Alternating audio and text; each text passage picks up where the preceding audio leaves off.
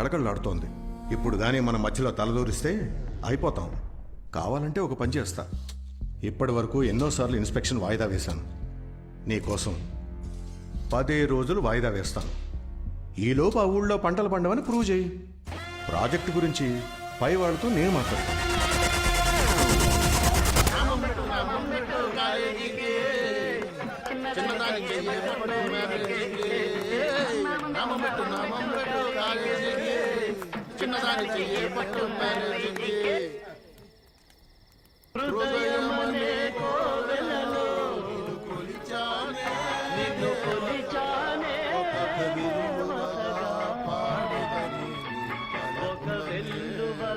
రేయ్, ఏంట్రా మూడు మార్చారు?